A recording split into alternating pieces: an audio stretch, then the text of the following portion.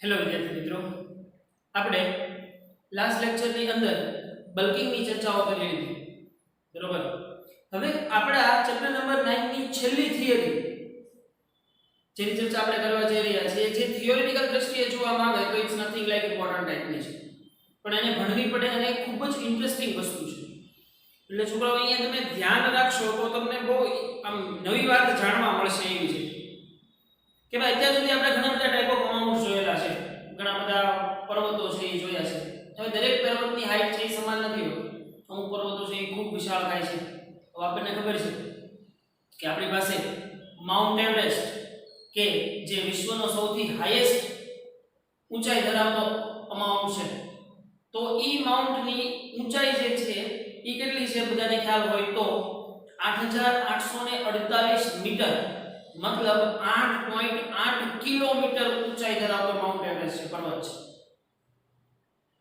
એનાથી ઊંચો પૃથ્વી ઉપર બીજો કોઈ એક કે પર્વત છે નહીં. તો આ જે પર્વતોની ઊંચાઈ છે એની કંઈક મર્યાદા છે કે ભાઈ પર્વત છે ને મેક્સિમમ આટલી ઊંચાઈનો જ હોય છે, એનાથી વધારે ઊંચાઈનો પર્વત બની જ ન શકે. તમને પ્રશ્ન ઊભો થાય કે હાઉ ઇઝ ઇટ પોસિબલ, કેમ થાય એ વસ્તુ? તો એ વસ્તુ સમજવા માટે છે તો આપણે એક વસ્તુ જોઈએ ભાઈ કે પર્વતો છે ઈ બેસિકલી આપણે એમ સમજીએ છીએ કે કોઈ પથ્થરો કે ખડકોના બનેલા હોય છે. તો જે આ ખડકોનો બનેલો અમાઉન્ટ કે એવરેસ્ટ જે છે એની ઊંચાઈ જે છે એ શેની ઉપર ડિપેન્ડ છે? તો કે ફર્સ્ટ ઓફ ઓલ હું પહેલા છે ને એક પર્વત ડ્રો કરવાની ટ્રાય કરું. ચલો માનો કે કોઈ આવો પર્વત હોય, બરાબર, કોઈ આ ટાઈપનો એક પર્વત છે, આપણો આ જમીન છે, આ સપાટી છે. હવે સપાટીથી આ પર્વતની ઊંચાઈ જે છે ને ઈ કોઈ h જેટલી ઊંચાઈ છે. ચલો હવે તમારે અહીંયા એક બે વસ્તુ છે બહુ ઇન્ટરેસ્ટિંગ નોંધવા જેવી છે છોકરાઓ, કે આ પર્વતની ઊંચાઈ છે ને એ હું તમને શરૂઆતમાં ચેલેન્જ આપી દઉં કે આ પર્વતની ઊંચાઈ છે ને ઈ 10 કિલોમીટર કરતા ઊંચી હોય જ ન શકે. પૃથ્વી ઉપરના કોઈ પણ પર્વતની ઊંચાઈ 10 કિલોમીટર કરતા ઊંચી નથી, ઊંચી હોય જ ન શકે. તમે કદાચ માઉન્ટ એવરેસ્ટ છે અને હજી મોટો બનાવવા જાઓ, ઉપર પથ્થરો નાખતા જાઓ, જો કે up to next level impossible વસ્તુ છે, પણ તમે ઉપર પથ્થર નાખતા જશો તો પણ એની ઊંચાઈ 10 કિલોમીટર કરતા વધશે જ નહીં. એની શું રીઝન છે, એનું શું કારણ છે, એ વસ્તુ આજે આપણે સમજવાની છે. તો કે ભાઈ બેસિકલી પર્વત છે એમાં થતું શું છે? તો કે હું શું કરું ભાઈ, અહીંયા પર્વતના અહીંયા તળિયે કોઈ એક બિંદુ લો અથવા તો કોઈ એક આ પથ્થર લીધો. ચલો પર્વતના તળિયે રહેલા પથ્થર લીધો. હવે આ પથ્થર ઉપર આ આટલી ઊંચાઈના કારણે કઈ અહીંયા બળ લાગતું છે, વજન બળ, આ આટલી ખડકો જે છે આટલી ખડકોના કારણે કઈ વજન બળ અહીંયા નીચે લાગતું છે આવી રીતે, બરોબર કે નહીં? તો હવે આની ઉપર લાગતું વજન બળ જે છે ઈ બેસિકલી શું થાય છે? જો આ બાજુ કઈ ખડકો છે, આ બાજુ ખડકો છે, નીચે જમીન છે, એટલે બેસિકલી જો આને હું ઝૂમ કરું ને તો આ જે પથ્થર જે છે આની ઉપર બધી ડિરેક્શનમાંથી ફોર્સ લાગે છે. તો બધી દિશામાંથી ફોર્સ લાગતો હોય તો મતલબ એમ થાય કે આનું કદ છે, આનું કદ જે આ પથ્થર છે, આ પથ્થરનું કદ છે એ ઘટશે, એમ થાય કે નહીં? તો જો આ અમાઉન્ટની હાઈટ જે છે એ ખૂબ ઊંચી હોય, પર્વતની હાઈટ જો ખૂબ ઊંચી હોય તો આની ઉપર ખૂબ વધારે પ્રેશર લાગશે, અને ઈ ખૂબ વધારે પ્રેશરના કારણે શું થશે? આ જ જે પથ્થર છે ભાઈ, આ જ પથ્થર છે ને ઈ હવે કંઈક આવી રીતનો શેપ ધારણ કરી લે. મતલબ કે એની ઉપર એવું પ્રેશર લાગશે કે ઈ છે ને, જો શબ્દ ન વાપરી શકાય પણ આપણે છતાંય સમજવા માટે વાપરીએ, એની ઉપર એવું પ્રેશર લાગે છે, એવો બળ લાગે છે કે જેના કારણે પથ્થર છે ને ઈ પ્રસરી જાય છે, અથવા તો એમ કહું ને કે પાણીની જેમ વહી જાય છે. વહીને બહાર નથી નીકળવું, પણ વહી જવું ઇન ધ સેન્સ કે એનામાં વિકૃતિ કંઈક આવી રીતની ઉત્પન્ન થઈ જશે. અને એટલા માટે તે જો મોટા ભાગે પર્વતો છે ને એનો આકાર આવો હોય છે કે જેના છેડાનો ભાગ છે ને ઇટ્સ લાઈક અ ફ્લો આકારનો હોય છે કે નહીં? કોઈ તમે પર્વત જોયો, તમે કોઈ એવો પર્વત જોયો કે જે એક્ઝેક્ટ આમ જ છે, એવો કોઈ પર્વત જોયો નહીં? જોઈ શકો. કેમ કે ભાઈ આની ઉપર જ્યારે અહીંયા રહેલા દરેક બિંદુ ઉપર જ્યારે બળ લાગતો છે તો એ બળના કારણે એની નીચે રહેલા જેટલા અહીંયા અણુઓ છે, જેટલા ખડકો છે એ આવી રીતે ફેલાઈ જશે, પ્રસરી જશે. જેના કારણે થઈ અને આજે આનો આકાર છે એ કોઈ દિવસ આવો નહીં રહે, એની બદલે આવી રીતે તમને પાણી કેમ વહેતું જતું હોય, વહી જતું હોય, જેના ઉપર ખૂબ પ્રેશર આવે, ખૂબ બળ આવે, તો આ જે છે એ બે બાજુથી આવી રીતે ફ્લો થઈ જતો હોય ને એવું લાગે, બરોબર? તો હવે આની ઉપર લાગતું ફ્લો થતું કે બળ એ કેવી રીતે સમજી શકાય? તો કે માનો કે પથ્થર છે, આ કોઈ પણ પદાર્થની અંદર મહત્તમ વિકૃતિ ક્યારે ઉત્પન્ન કરી શકે? મહત્તમ વિકૃતિ એ શું હશે ભાઈ? તો કે મહત્તમ વિકૃતિ એ મહત્તમ પ્રતિબળ હશે કે નહીં? મહત્તમ વિકૃતિ એ મહત્તમ પ્રતિબળ હશે, મતલબ સિગ્મા મેક્સ હશે. તો સિગ્મા મેક્સ થાય છે મારી પાસે F/A. હવે F mg થાય, mg/a. A છે એવું છે આ પર્વતના નીચેના એરિયાના આડછેદનું ક્ષેત્રફળ. m શું થયું? આ આટલા પથ્થરોનો અથવા તો આ આટલા જેને કહેવાય કે આટલા ખડકોનું અથવા તો કહેવાય કે આટલા પર્વતનું દળ. તો પર્વતનું દળ કયા વજન કાંટા ઉપર માપવા જવું છે? એવા કાંટા કાઢાય નહીં, એટલા માટે હું અહીંયા m ની બદલે હું લઉં છું જોઈએ તો કે ρ m/v થાય. તો m શું થાય? ρ * v થાય ભાઈ. તો મૂકવા સમીકરણમાં કિંમત તો સિગ્મા મેક્સ મને કઈ આવું મળશે? સિગ્મા મેક્સ m ની જગ્યાએ હું મૂકું ρ * v * g upon area A. હવે v બરાબર હું આમ લખી શકું a * l, પણ l ની બદલે અહીંયા હું લઈશ હાઈટ નું પરિમાણ h લઈશ, h * g upon a, area a cancel. તો મતલબ કે તમને અહીંયા સિગ્મા મેક્સ શું મળ્યું? ρ g h મળ્યું. તો આની ઉપર આ ખડક ઉપર મહત્તમ કેટલું પ્રતિબળ લાગશે ભાઈ? તો કે ρ g h જેટલું પ્રતિબળ લાગશે. h છે શું છે? ડિપેન્ડ ઓન માઉન્ટ હાઈટ, તમારા પર્વતની ઊંચાઈ છે, બરોબર? હવે જેમ પર્વતની ઊંચાઈ વધુ હશે એમ પ્રતિબળ વધશે. ઓબવિયસ વાત છે, તમે જોઈ લીધું સિગ્મા મેક્સ ρ g h થશે. પણ કોઈ પણ ખડક હોય છે ભાઈ, તો ઈ ખડકનું મહત્તમ પ્રતિબળ, આ ખડકનું મહત્તમ પ્રતિબળ હવે જો મોટા ભાગે આ વેલ્યુ છે ને એપ્રોક્સિમેટલી લેવામાં આવે છે, એક્ઝેક્ટ લેવામાં આવતી નથી. કેમ કે સ્વાભાવિક છે કે દરેક ખડકો અથવા તો દરેક પર્વત છે એની ઊંચાઈ સમાન નથી હોતી. તો સ્વાભાવિક છે કે દરેક પર્વતની સિગ્મા મેક્સ છે એ પણ સમાન નથી હોતી. પણ હાઈએસ્ટ અને એપ્રોક્સિમેટ સિગ્મા મેક્સ ની કિંમત જે છે એ થાય છે તમારે 3 ગુણ્યા 10⁸ ન્યૂટન પર મીટર સ્ક્વેર થાય છે. શું થાય છે? 3 ગુણ્યા 10⁸ ન્યૂટન પર મીટર સ્ક્વેર. તો ક્યાં સુધી આ વસ્તુ જે છે એ સહન થશે? તો ક્યાં સુધી આની હાઈટ આપણે ગણી શકીએ? તો કે ભાઈ ખાસ સમજો, જો sigma max greater than two ρ g h થશે ને ત્યાં સુધી, મતલબ પ્રતિબળ મહત્તમ હશે ત્યાં સુધી હાઈટ ગણી શકાશે. પણ પછી જો હજી વધારાનું તમે બળ મૂકતા જશો તો કાઈ જે છે ઈ તમને એની ઊંચાઈનો વધારો જોવા મળશે. એટલે કે જેટલું તમે અહીંયા વધારાનું દળ મૂકતા જશો ને, જેટલું વધારાનું દળ તમે મૂકતા જશો એટલું છે અહીંથી વધારે પ્રસરતું જશે. તો સરવાળે તો એની હાઈટ શું થઈ? ઘટતી જ ગઈ એમ કહેવાય. નો ડાઉટ તમારો ઇન્ટેન્શન હતો કે બારો હાલો હજી માત્ર મોટા પથ્થર મૂકી દઉં, which is very stupidness. પણ છતાંય હું એમ કહું કે માઉન્ટ એવરેસ્ટ ઉપર જઈ અને હું મોટા પથ્થરો કેટલા બધા મૂકીને માઉન્ટ એવરેસ્ટ હજી હું મોટો કરવાની ટ્રાય કરું તો હું જેટલું વજન ઉપર વધારતો જઈશ એટલું અહીંયા પ્રતિબળ વધતું જશે. તો જેટલું પ્રતિબળ વધતું જશે એને અકોર્ડિંગ વિકૃતિ પણ વધતી જશે. હુક્સ લો હું કેવું કીધું હતું? પ્રતિબળ અને વિકૃતિ એકબીજાના સમપ્રમાણમાં છે. તો જેટલી વિકૃતિ ઉત્પન્ન થશે મતલબ જેટલો આ ખડક છે એ આવી રીતે વિકૃત થતો જશે, નાનો થતો જશે. મતલબ it's like a water flow. એના કારણે શું થશે? પથ્થર છે ઈ અહીંયા નીચેના પથ્થરો જે હજી ગોળ હતા એ મતલબ શું થતા જશે? નાના થતા જશે, જે રીતે ચપટા થતા જશે આદિ ભાષામાં કહું તો સરવાળે ઉપર તમે વજન બળ વધારો છો એટલે નીચેના બિંદુએ પ્રતિબળ વધશે, પણ જો દરેક બિંદુએ પ્રતિબળનું મૂલ્ય છે ને ઈ સરખું નહીં કહી શકે, કેમ કે ભાઈ હવે આ છે ને એની ઉપર તો આ પ્રમાણે ફોર્સ લાગતો હોય, પણ જો હું કોઈ એક બિંદુ અહીંનો કોઈ પથ્થર ધારું તો આની ઉપર મેક્સિમમ ફોર્સ આ બાજુ લાગશે કે નહીં? મેક્સિમમ ફોર્સ આ બાજુ લાગશે કે નહીં? એવી જ રીતે અહીંનો કોઈ પથ્થર વિચારું તો આની ઉપર મેક્સિમમ ફોર્સ આ બાજુ લાગશે.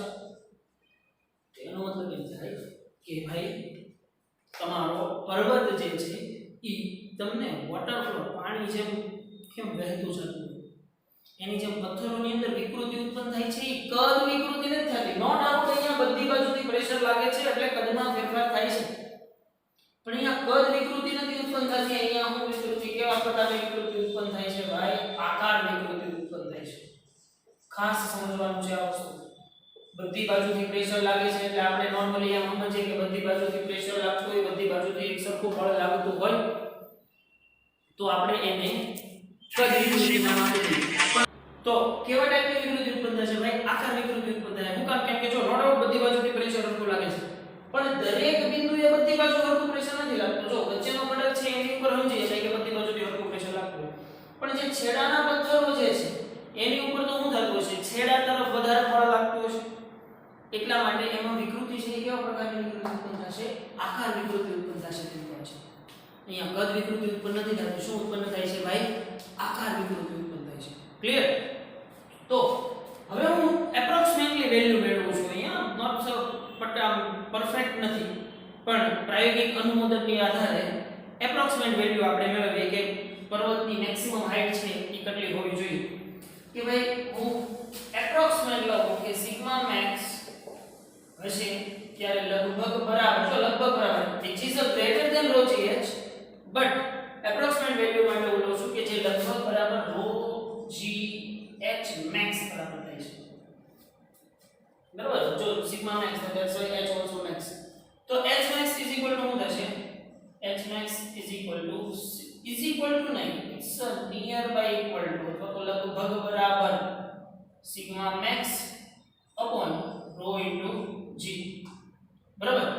હવે મારી પાસે સિગ્મા મેક્સ ની કિંમત તો છે. ચલો સિગ્મા મેક્સ મારી પાસે છે 3 * 10⁸ ન્યૂટન પર મીટર સ્ક્વેર. આ એક પ્રાયોગિક વેલ્યુ છે ભાઈ, પ્રાયોગિક વેલ્યુ છે કે પર્વતોના ખડકો માટે સિગ્મા મહત્તમ પ્રતિબળ જે છે એ 3 * 10⁸ મીટર પર મીટર સ્ક્વેર થશે, જે ખૂબ જ વધારે ડેપ્થ કેલ્ક્યુલેશન ના આધારે મળેલું છે. બરાબર? એની અંદર પણ આપણે અત્યારે ભણવાનું છે નહીં. રો પર્વતોની ઘનતા છે ને ઈ ભાઈ 3000 kg/મીટર ઘન થશે. પર્વતોના ખડકોની ઘનતા 3000 kg/મીટર ઘન થશે. અને પછી આપણે શું વધ્યું છે? રો વધ્યું છે. તો ભાઈ રો ની કિંમત છે ઈ આપણને સારી રીતે ખબર છે. રો ની કિંમત મળી ગઈ છે તો g બરાબર તો કેટલા છે? 10 છે. તો મૂકો અહીંયા ભાઈ કિંમત, તો કે h max is equal to શું થશે? સિગ્મા મેક્સ મતલબ 3 * 10⁸ divide by rho into g 3000 એટલે 3 * 10⁻³ કરી નાખો ગુણ્યા 10 એટલે 10 ની 1 થઈ ને, તો 10 ની 4 આ 3 કેન્સલ, 10 ની 4 ઉપર જશે એટલે 10 ની -4 + 8 એટલે h max કેટલું થઈ જશે? h max is equal to 10 ની 4 મીટર. પણ જો તો 1 કિલોમીટર એટલે કેટલા થાય? 1000 મીટર થાય એટલે 10 ની 3 ઘાતે 1 કિલોમીટર ક્યું કહેવાય? તો હું આને h max is equal to આમ કહી શકું, h max is equal to 10 kilometres. મતલબ કે ભાઈ તમારા પર્વતની મહત્તમ ઊંચાઈ છે ઈ 10 કિલોમીટર હોઈ શકે. 10 કિલોમીટર કરતાં વધારે થઈ શકે નહીં. એટલા મહત્તમ પ્રતિબળે તમારા પર્વતની ઊંચાઈ છે 10 કિલોમીટર સુધીની થઈ શકે, એનાથી વધી શકે નહીં. ક્વાઇટ સિમ્પલ વસ્તુ છે ભાઈ, આરામથી સમજી શકાય. તો હવે એક વસ્તુ આપણે સમજવાની છે કે પૃથ્વી ઉપરના તમે કોઈ પણ વિકિપીડિયા સર્ચ કરો, ગૂગલ સર્ચ કરો, ગમે ત્યાં સર્ચ કરો એ કરીને કે હાઈએસ્ટ ઊંચાઈ ધરાવતો માઉન્ટ કે જેને આપણે માઉન્ટ એવરેસ્ટ કહીએ છીએ, જેની ઊંચાઈ જે છે એ આપણને ખબર હોવી જોઈએ. માઉન્ટ એવરેસ્ટની ઊંચાઈ છે 8848 મીટર અથવા તો 8.848 કિલોમીટર છે. તો જો અહીં તમને ખબર પડી જાય કે 10 કિલોમીટર કરતા તો કેવી છે, ડેફિનેટલી ઓછી છે. પણ એક ઘટના જે છે એ બહુ વધારે ઇન્ટરેસ્ટિંગ છે. એક માઉન્ટ ઓલિમ્પિયા કરીને એક પર્વત છે જેની ઊંચાઈ you guys don't believe 25 kilometre છે. એક માઉન્ટ છે કે જેને માઉન્ટ ની ઊંચાઈ જે છે એ 25 કિલોમીટર છે, માઉન્ટ ઓલિમ્પિયા. પણ ઈ માઉન્ટ ઓલિમ્પિયા છે ઈ પૃથ્વી ઉપર નથી, માર્સ ઉપર આવેલો સૌથી હાઈએસ્ટ ઊંચાઈ ધરાવતો પર્વત કે જેનું નામ છે માઉન્ટ ઓલિમ્પિયા, એની ઊંચાઈ જે છે એ 25 કિલોમીટર છે. તો તમને પ્રશ્ન એમ થાય કે સાહેબ તમે તો અહીંયા ફાંકા મારો છો કે પર્વતની ઊંચાઈ 10 કિલોમીટર કરતા વધે નહીં, તો મંગળ ગ્રહ ઉપર કેમ 25 કિલોમીટરની ઊંચાઈ ધરાવતો પર્વત છે? પણ ભાઈ મંગળ ગ્રહ ઉપર રહેલા ખડકોની ઘનતા એટલી નથી અને મંગળ ગ્રહ ઉપર ગુરુત્વાકર્ષણ ગુરુત્વ પ્રવેગ g નું મૂલ્ય એટલું નથી. તો એના ગુરુત્વ પ્રવેગ g અને ત્યાં રહેલા ખડકોની ઘનતા ઉપર આધાર રાખે છે. તેની મહત્તમ ઊંચાઈ છે માઉન્ટ ઓલિમ્પિયા. ખાલી જસ્ટ જનરલ નોલેજ માટે યાદ રાખી લેવાય કે બ્રહ્માંડની અંદર બીજા ઘણા બધા ગ્રહો ઉપર એનાથી વધારે પણ હોઈ શકે, પણ આપણે અત્યારે ખાલી નોલેજેબલ વાત એટલી યાદ રાખીએ કે મંગળ ગ્રહ ઉપર આવેલો એક માઉન્ટ ઓફ ઓલિમ્પિયા કે જેની ઊંચાઈ જે છે એ 25 કિલોમીટર છે. તો આપણને આ માહિતી જાણી અને ખૂબ આનંદ થાય ભાઈ કે એટલીસ્ટ આપણે એક નવી વસ્તુ એવી જાણ્યા કે પૃથ્વી ઉપર કોઈ પણ એવો ખડક નથી કે જેની ઊંચાઈ 10 કિલોમીટર કરતાં ઊંચી હોય. અને કોઈ કદાચ જો ભડવીર કે શૂરવીર કહેતો હોય કે હું 10 કિલોમીટર કરતાં ઊંચો પર્વત બનાવી દઉં, તો કેવા બેટા બનાવી દે. જે આપણે હવે ભણી ગયા એટલે આપણને આ રીતે ખબર છે જે નેક્સ્ટ ઇમ્પોસિબલ છે. કેમ કે મહત્તમ પ્રતિબળ પર્વતોનું એટલું છે ભાઈ, એટલા પ્રતિબળ કરતાં વધારે ઊંચાઈ હોઈ શકે નહીં. ક્લિયર ભાઈ? તો એક આ આટલી બેઝિક વસ્તુ જે છે એ આપણે ઝડપથી સ્લાઇડની અંદર જોઈ લઈએ, પછી વધીએ આગળ. પર્વતોની ઊંચાઈ પર મર્યાદાઓ. પર્વતોના ખડકોના સ્થિતિસ્થાપકતાના ગુણધર્મો પરથી પૃથ્વી પરના પર્વતોની મહત્તમ ઊંચાઈ શા માટે લગભગ બરાબર 10 કિલોમીટર હોય છે તેનો જવાબ મળી શકે છે. પર્વતોનું તળિયું એક સમાન દબાણની અસર હેઠળ હોતું નથી. જો એક સમાન દબાણની અસર હેઠળ ન જોઈએ ને ઓબ્વિયસ વાત છે, આ મહત્તમ દબાણ છે. પછી જેમ કેન્દ્રથી આમ જશો એમ દબાણ ઘટશે, જેમ આમ જશો એમ દબાણ ઘટશે, કેમ કે ઉપરનું વજન પણ છે એ ઘટતું જાય છે. માટે ખડકોના કોઈ આકાર પ્રતિબળ ઉદ્ભવે છે. જો આકાર પ્રતિબળ ઉદ્ભવે છે એટલે જ આકાર વિકૃતિ ઉત્પન્ન થાય છે, જેના કારણે તેઓ સરકે છે અથવા તો ગબડે છે. ટોચ ઉપરના દ્રવ્યનું પ્રતિબળ મહત્તમ આકાર પ્રતિબળ કે જ્યારે તેઓ સરકે અથવા તો ગબડે કરતાં ઓછું હોવું જોઈએ. તો h ઊંચાઈના પર્વતના તળિયે તેના વજનના કારણે એકમ ક્ષેત્રફળ દીઠ ઉદ્ભવતું બળ F/A mg/a m બરાબર ρ * v. v ની જગ્યાએ હું લખશો a * h. a કેન્સલ તો શું મળશે h * ρ g. જ્યાં ρ એ પર્વતના દ્રવ્યની ઘનતા છે અને g ગુરુત્વ પ્રવેગ છે. આ બળ શિરોલંબ અધો દિશામાં લાગતું હોય છે. ઓબ્વિયસ વાત છે, વજન બળ ક્યાં લાગતું હોય છે? પર્વતોની ઊંચાઈના કારણે વજન બળ ક્યાં લાગતું હોય છે? નીચેની તરફ જ લાગતું હોય છે. ઓબ્વિયસ વાત છે. પરંતુ પર્વતની બાજુઓ મુક્ત હોવાથી અહીં ઉદ્ભવતું પ્રતિબળ કદ પ્રતિબળ નથી પરંતુ આકાર પ્રતિબળ છે. પર્વતોની બાજુઓ જો અહીંયા તો જે કદ પ્રતિબળ લઈ રહ્યો છો, પણ એની બાજુઓ આ સપાટી ઉપર આપણે વાત કરીને કે આ સપાટી ઉપર તો પ્રતિબળ દરેક બાજુએ દરેક બિંદુએ સરખું લાગતું નથી. તો દરેક બિંદુએ સરખું નથી લાગતું એટલા માટે અહીંયા કદ પ્રતિબળ કે કદ વિકૃતિ નહીં ઉત્પન્ન થાય. શું ઉત્પન્ન થશે? આકાર પ્રતિબળ અને આકાર વિકૃતિ. પરંતુ આકાર પ્રતિબળ છે માટે આકાર પ્રતિબળનું મૂલ્ય પણ ρ/h જેટલું હોવું જોઈએ. તો એક્ઝામ્પલ તરીકે આપણે લીધું કે જો પર્વતોના ખડકની સ્થિતિસ્થાપકતા હદ 3×10⁸ ન્યૂટન/મીટર² હોય અને ઘનતા 3×10⁻³ અથવા તો 3000 હોય, તો hmax ρg બરાબર તમને મળે h = 10 કિલોમીટર. આમ ખડકોની સ્થિતિસ્થાપકતાની હદ અથવા તો એની મર્યાદા ને કારણે પર્વતોની મહત્તમ ઊંચાઈ પર મર્યાદા આવે છે. માઉન્ટ એવરેસ્ટની ઊંચાઈ 8848 મીટર અથવા તો 8.848 કિલોમીટર છે. બરોબર. એટલે તે કહીએ છીએ કે ભાઈ 8 અહીંયાથી આપણી પાસે પૃથ્વી ઉપર જે હાઈએસ્ટ ઊંચાઈ આટલી જ છે 8.8 જ છે. આનાથી મોટો એક પર્વત છે નહીં પૃથ્વીની સપાટી પર. તો મેં કીધું એમ જે ઓલિમ્પિયા જે છે એ 25 કિલોમીટરનો છે પણ એ પૃથ્વી ઉપર નથી. એ ક્યાં છે? મંગળ ગ્રહ માસ ઉપર છે કે જેનું ગ્રેવિટેશન ફોર્સ અને ત્યાંના ખડકોની ઘનતા છે એ પણ કંઈક જુદી જુદી હોઈ શકે. ક્લિયર ભાઈ એટલી વસ્તુ. માર્સને અકોર્ડિંગ ઘણી બધી માહિતીઓ છે. તમે મિશન મંગળ જોયું છે એટલે તમને ખબર છે. પણ હાલની 2020 ની એક લેટેસ્ટ અપડેટ જે છે એ આપણને ખબર હોવી જોઈએ કે નાસા અને રશિયાના કોલેબોરેશનની મદદથી નાસા દ્વારા માર્સ ઉપર પહેલું માર્સ રોવર મૂકવામાં આવે છે જે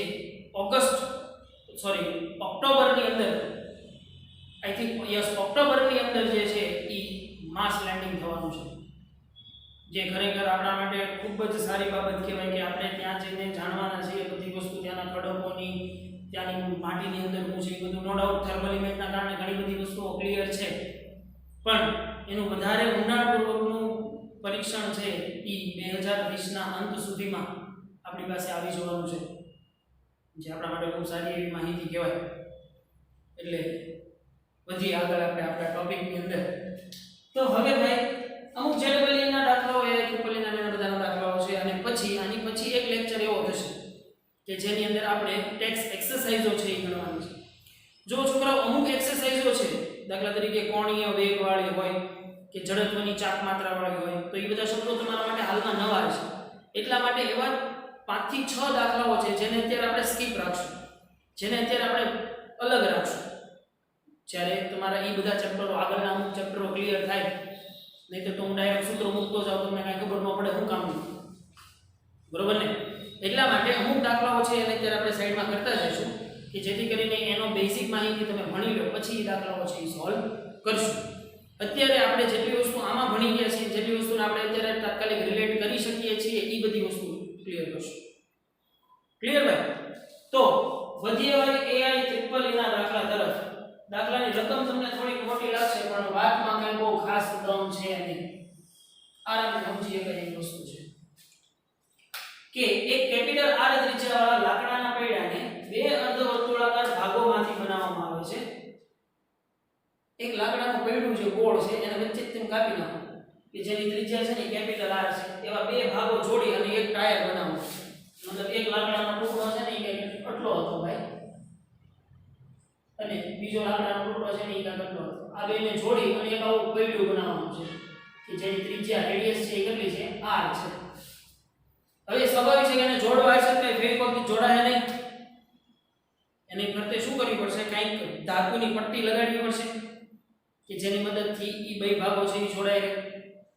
ગામડાની અંદર જે ગાડાઓ છે એને એ લાકડાના જે પૈડાઓ છે એની ફરતે લોખંડની ફ્રેમ મારવામાં આવે છે. કદાચ કોઈ જો ગાડું જૂનું પુરાણું જોયું હોય તો એને ખ્યાલ હોય.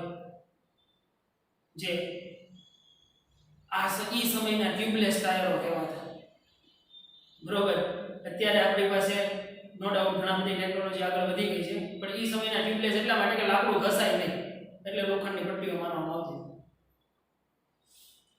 અને આ બંને ભાગોને એકબીજા સાથે S જેટલા આડછેદનું ક્ષેત્રફળ ધરાવતી અને L લંબાઈ ધરાવતી S જેટલા આડછેદનું ક્ષેત્રફળ, મતલબ જો અહીંયા A ની બદલે છે ને સંજ્ઞા S વાપરશું. ખાસ યાદ રાખજો A ની બદલે સંજ્ઞા S વાપરશું. અને L લંબાઈ ધરાવતી ધાતુની પટ્ટીમાંથી બનાવેલ રિંગ દ્વારા સાથે રાખેલ છે. મતલબ આને બેને જોડવા માટે આની ફરતે હું છે ને હું લગાડીશ એક આવી રિંગ છે એ લગાડીશ. મેં અત્યારે દેખાડી છે મોટી પણ ખરેખર મોટી નથી, તમને ખાલી અલગ દેખાડવા માટે. આની લંબાઈ L છે અને એના આડછેદનું ક્ષેત્રફળ જે છે એ કેટલું છે? S જેટલું છે એમ કીધું છે. બરોબર? L એ 2πr કરતા સહેજ નાનું છે. ખરેખર મિત્ર આ પટ્ટીની લંબાઈ કેટલી થાય? તો કે આ વર્તુળનો પરિઘ જેટલી થાય. આ જે પટ્ટી છે એનો માહિતી કાપી નાખો તો મને એક સીધી પટ્ટી મળે ને. તો આની લંબાઈ કેટલી થઈ કહેવાય? આ લંબાઈ કેટલી થઈ કહેવાય? તો કે 2πr જેટલી થઈ કહેવાય. બરોબર? પણ એ 2πr કરતા સહેજ નાની છે. L બરાબર 2πr છે નહીં. આ રિંગને પૈડા ઉપર બંધ બેસતી કરવા માટે ડેલ્ટા T જેટલા તાપમાન સુધી તપાવવામાં આવે છે. ત્યારે તે પૈડા ઉપર બેસી જાય છે. જ્યારે તે ઓરડાના તાપમાન સુધી ઠંડી પડે છે ત્યારે તે બંને અર્ધવર્તુળાકાર ભાગને દબાવ આપે છે જો ધાતુની રેખીય પ્રસરણાંક આલ્ફા હોય અને યંગ મોડ્યુલસ y હોય તો પૈડાના એક ભાગના કારણે બીજા ભાગ ઉપર લાગતું બળ F શોધો. હવે જુઓ તમે આખો કિસ્સો શું છે. બે અડધા લાકડાનો ભાગ છે. એક રિંગની મદદથી મારે એને જોડવા છે, એક ટાયર બનાવવું છે. પણ જે મેં રિંગ લીધી છે એ રિંગની લંબાઈ છે ને એ ટૂંકી છે. મતલબ બે એકબીજા સાથે આમ એકદમ ફિક્સ નથી થતી. આ જે લંબાઈ છે એ આમ એકદમ ફિક્સ નથી થતી, થોડી દૂર રહે છે. તો સ્વાભાવિક છે મારું કરવું પડશે. આ જે ધાતુની પટ્ટી છે એને હું ગરમ કરીશ તો આની લંબાઈમાં વધારો થશે કે નહીં? તો એ લંબાઈમાં વધારો થાય પછી બેને જોડી દઉં. તો એ જોડી દઈશ. પછી જ્યારે ઠંડુ પડશે ત્યારે તો એવું કરશે, ઓલા ટાયર અંદરના લાકડાના ટાયર ઉપર દબાણ આપશે, જેની મદદથી એને જકડી રાખશે. સમજાય છે કે નહીં? આ જે રિંગ છે એની રેડિયસ છે એ ખૂબ નાની છે ટાયર કરતાં. તો ગરમ કરીને એની રેડિયસ વધારું છું. ગરમ કરી છે લંબાઈ વધશે, લંબાઈ વધી મતલબ રેડિયસ વધી. તો એ જે રેડિયસ વધી છે એને હું ઓલા ઉપર ફિક્સ કરું છું. તો હવે જ્યારે તાપમાન એનું ઓછું થાય ત્યારે શું થશે? આ પટ્ટી સંકોડાશે, લંબાઈમાં ઘટાડો થશે. એ લંબાઈના ઘટાડાના કારણે તમારું ટાયર છે એ ફિક્સ બેસી રહેશે. પ્રેક્ટિકલ વાત છે, આરામથી સમજી શકે. તો કે ભાઈ પહેલા પ્રથમ તો તાપમાન આપવાથી લંબાઈમાં તો વધારો કેમ નોંધતા હતા આપણે? તો કે જો તો યાદ કરો છે તો કે delta L/L is equal to આપણે આ હતો ડેલ્ટા L/L લંબાઈમાં થતો વધારો E એના તાપમાનમાં થતા ફેરફારના સમપ્રમાણમાં હતું. આગળ આવી ગયું કે નહીં? તો તમે આની પર ધ્યાન આપી શકો કે delta L/L is equal to alpha delta T. Alpha છે શું છે? એનો રેખીય પ્રસરણાંક છે ભાઈ. તો રેખીય પ્રસરણાંક છે ડેલ્ટા L/L મને મળી ગયું છે. તો હવે મારે શું જોતું છે? એની પર લાગતું બળ F શોધવાનું કહે છે. તો હવે મારી પાસે બળ F બરાબર અહીંયા કેટલું થશે? F બરાબર છે ને ભાઈ 2F થશે. F પ્રાઇમ બરાબર કેટલું? બે ગણો બળ કામ, કેમ કે એક અડધો ભાગ કંઈક બળ લગાડશે અને બીજો અડધો ભાગ કંઈક બળ લગાડશે. મતલબ ટાયર ઉપર કુલ બળ કેટલું લાગશે? 2F જેટલું બળ લગાડશે. આ બે ની જે જગ્યાએ જોડેલા છે આ ભાગ ઉપર જે જગ્યાએ જોડેલા છે એ ભાગ ઉપર તો ડબલ ફોર્સ ઉત્પન્ન થાય. એક આ તરફથી આવશે અને એક આ તરફથી આવશે. એટલા માટે શું આવશે? ત્યાં 2F આવશે. તો F ક્યાંથી કાઢશું ભાઈ? તો કે F કાઢવા માટે આપણી પાસે સમીકરણ હતું ભાઈ y sigma L upon epsilon L હતું કે નહીં? તો y સિગ્મા L એટલે F upon A upon epsilon L એટલે ડેલ્ટા L/L થાય કે નહીં? તો જુઓ છે A છે એને હવે સંજ્ઞા હું આપવાની છે S. આડછેદનું ક્ષેત્રફળ અહીંયા S કીધું છે. એટલા માટે y F upon S into delta L/L. હવે ડેલ્ટા L/L બરાબર તો શું છે? જુઓ છે આલ્ફા ડેલ્ટા T છે. તો મૂકી દો અહીંયા. તો y F upon S alpha delta T. તો F કેટલા થઈ જશે? y S alpha delta T. બધું પરિણામ જ આવશે. પણ બળ તો કેટલું તમારી પાસે? F prime 2F છે. તો F prime 2F એટલે આ F ની કિંમતમાં મૂકો. F prime મને મળશે 2y S alpha delta T. મળી જાય કે નહીં ભાઈ? આરામથી ક્લિયર કે નહીં? શું આવશે આપણો answer? Answer D 2sy alpha delta T. 2ys alpha delta T. Simple વસ્તુ છે. ખાલી જુઓ મેં કીધું જે રકમ બહુ લાંબી છે મોટી છે ને એને હિસ્ટોરિકલ બનાવવાની.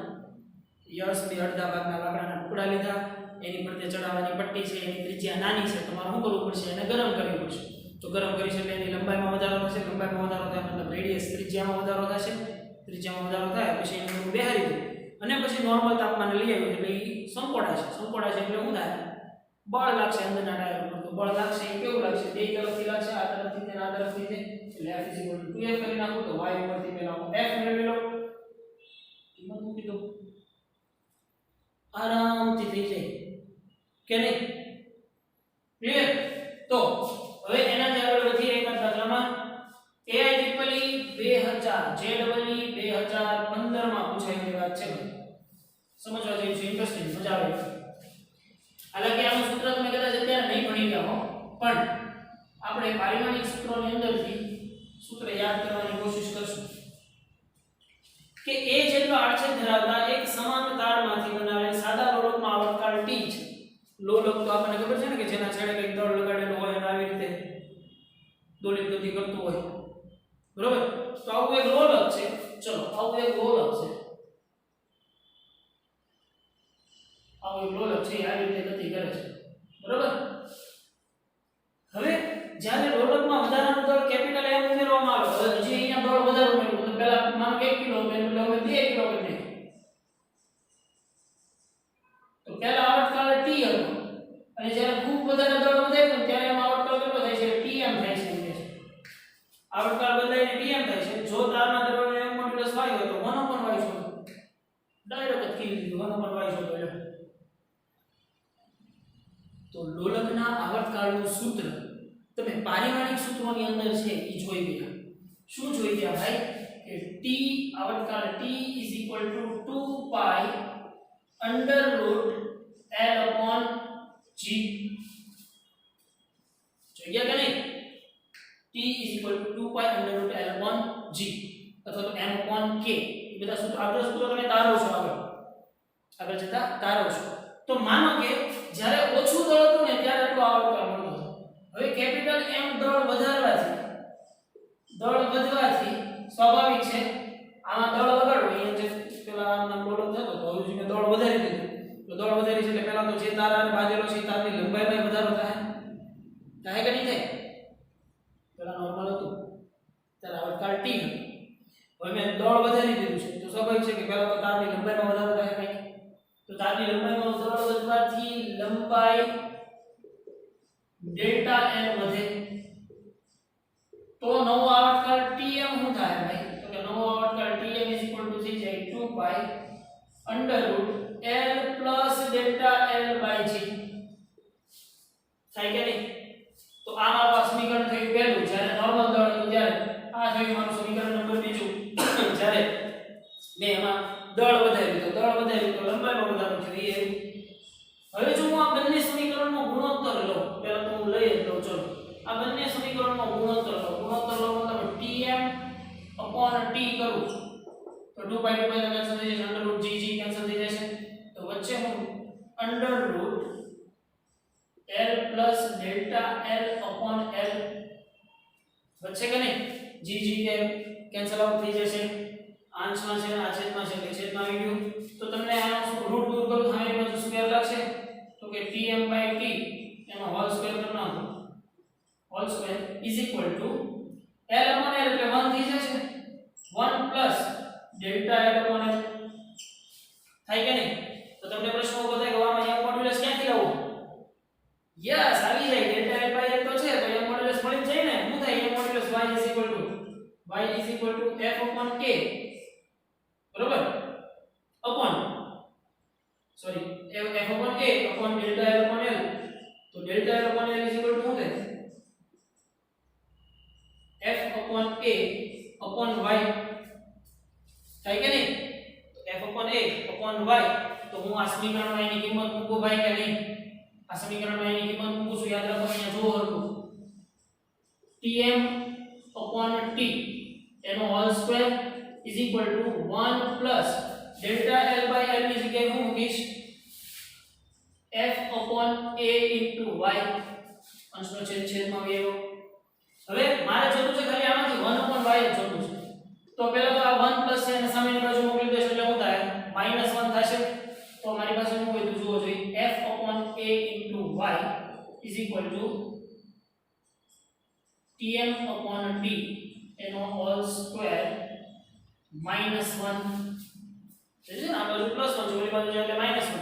પણ મારે જોતું છે હું, મારે 1/y જ જોતું છે. તો આ a અને આ f ને જવાબ દો અહીંયા.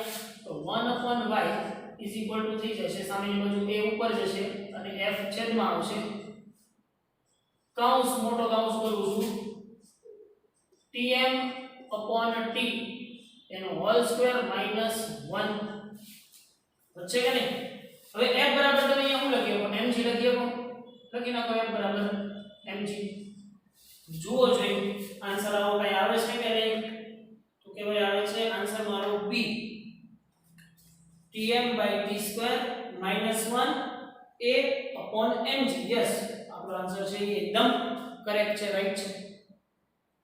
સિમ્પલ સમજાઈ જાય એવી વસ્તુ છે ભાઈ, કાઈ નવું અને અઘરું નથી. થોડીક ટ્રાય અને પ્રેક્ટિસ કરવી પડે, રિલેશન મેળવવા પડે કે ભાઈ પેલા દળ નોર્મલ હતું ત્યારે આવર્તકાળ આટલો હતો, પછી દળ વધાર્યો એટલે લંબાઈમાં વધારો થયો, લંબાઈમાં વધારો થયો એટલે નવો આવર્તકાળ આ મેળવ્યો, આ બેનો ગુણોત્તર મેળવ્યો, એને કઈ સાદું રૂપ આપ્યું એટલે મને કઈક આવી ટર્મ મળી. આવી ટર્મ મળી એટલે ડેલ્ટા L બાય L ખબર છે મારી યંગ મોડ્યુલસ તરફ જ જવાનું છે, તો ડેલ્ટા L બાય L એ ટર્મમાંથી મને યંગ મોડ્યુલસ મળે, તો મૂકો યંગ મોડ્યુલસ માં ડેલ્ટા L બાય L ની કિંમત સાદું રૂપ આપી દો. સિમ્પલ વસ્તુ છે, થઈ જાય આરામથી. તો વધી એનાથી આગળ કે ભાઈ આ વસ્તુ એક છે ને સમજવા જાય છે, થોડીક ફની છે.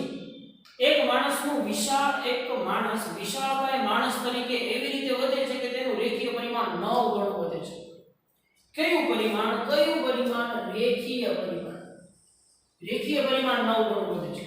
મતલબ એક માણસ છે ઈ એવી રીતે વધે છે કે એની કા લંબાઈ ને કા પહોળાઈ ને કા ઊંચાઈ, કેમ કે કોઈ એક જ પરિમાણ કીધું, જો રેખીય પરિમાણ કીધું એટલે એક જ થયું. કદ પરિમાણ કીધું હોય તો ઈ ભાઈ લાંબોય થાય છે, જાડોય થાય છે અને પહોળાઈ થાય છે, એનો મતલબ એવો થાય. પણ રેખીય પરિમાણ એટલે એમ જ કીધું કે ભાઈ માનો કે એની લંબાઈ વધે છે તો એક વાર એની લંબાઈ કરતા 9 ગણી લંબાઈ એની થઈ ગઈ, કાંઈ એની પહોળાઈ વધે છે તો એક વાર 9 ગણો પહોળો થઈ ગયો. બરોબર? એટલે આ થોડી ફની વાત છે, એવું હોય નહીં. પણ માનો કે રેખીય પરિમાણ 9 ગણો વધે છે, જો આવું માનવામાં આવે તો એની ઘનતામાં કોઈ ફેરફાર ન થતો હોય, પછી ઘનતા અચળ કીધી છે, ઘનતામાં કોઈ ફેરફાર ન થતો હોય મતલબ ρ અચળ. જો એની ઘનતામાં કોઈ ફેરફાર ન થતો હોય તો તેના પગ ઉપર થતા પ્રતિબળનો ફેરફાર કેટલા ગણો થશે? જો એ ભાઈ આમ વધી ગયો હોય કે આમ વધી ગયો હોય તો એના પગ ઉપર કેટલો પ્રતિબળ લાગતો હશે, એવું પૂછે છે. પ્રતિબળ જ પૂછ્યું છે ને, સિમ્પલ વાત પૂછીએ, ચલો પૂછી શકાય, કેમ ન પૂછાય? સિગ્મા ઇઝ ઇક્વલ ટુ શું થાય? F ઉપર A થાય. F બરાબર શું થશે? mg થાય. હવે m બરાબર શું કરીએ તો ρ * v કરીએ કે નહીં? કેમ કે માણસનું દળ તો કાંઈ મને કીધું નથી, વિશાળકાય પણ કેટલો વિશાળકાય એવું કઈ મને ચોખટ કરી નથી, તો ρ * v. But v is equal to કઈ આવું કરી શકું ભાઈ? જુઓ જોઈએ, v ની બદલે a * l * g upon a, ρ બરાબર a * l by a * h. જો હાઈટમાં હોત તો h, પહોળાઈમાં હોત તો b. a કેન્સલ, ઘનતા અચળ છે કીધું ને, ઘનતા અચળ છે, g અચળ છે, તો ધેટ મીન્સ કે સિગ્મા પ્રોપોર્શનલ ટુ l થયું. જોયું કે નહીં? જો ગુરુત્વ પ્રવેગ g છે તો અચળ છે ને, માણસ ભલે ગમે એટલો વિશાળકાય થાય એની ઉપર કઈ ગુરુત્વ પ્રવેગની અસરમાં કઈ ફેરફાર ન થાય. તો ઘનતામાં કઈ ફેરફાર નથી થતો, ગુરુત્વ પ્રવેગ g માં કઈ ફેરફાર નથી થતો, ધેટ મીન્સ કે સિગ્મા પ્રોપોર્શનલ ટુ l. તો જો ઈ રેખીય રીતે 9 ગણો વધતો હોય તો એની ઉપર લાગતું પ્રતિબળ છે ને ઈ પણ 9 ગણું વધે. એની ઉપર લાગતું પ્રતિબળ છે ઈ પણ કેટલું વધે? 9 ગણું વધે. સિમ્પલ. તો આજે આપણે ભાઈ અહીંયા સુધી રાખીએ. નેક્સ્ટ લેક્ચર ની અંદર તમારી ટેક્સ્ટ એક્સરસાઇઝ અને ઇલાસ્ટ્રેશન ના દાખલાઓ જે છે આપણે ગણવાના છે. મેક શ્યોર કે ભાઈ નેક્સ્ટ લેક્ચર થી ખાસ ટેક્સ્ટ એક્સરસાઇઝ અને ઇલાસ્ટ્રેશન માટે બુક બનાવજો, કેમ કે એના ઘણા બધા ટાઈપ ઓફ સોલ્યુશન છે એ તમને તમારા મટીરીયલ્સ ની અંદર ન પણ મળે, અને અમુક દાખલાઓ છે આપણે આપણી રીતે આપણને સહેલ આપણે એ રીતે આપણે ગણવાના છે. બરોબર ને? તો તમે તમારી નેક્સ્ટ લેક્ચર થી બુક એક સાથે રાખજો કે જેની અંદર ટેક્સ્ટ એક્સરસાઇઝ બધી એક સાથે તમને રહે, જ્યારે એક્ઝામ હોય ત્યારે તમારે વાંચવામાં અને મગજમાં સરળતા રહે એટલા માટે. બરોબર? તો મળીએ ભાઈ નેક્સ્ટ લેક્ચર ની અંદર ટેક્સ્ટ એક્સરસાઇઝ અને ઇલાસ્ટ્રેશન ના દાખલાઓ સાથે.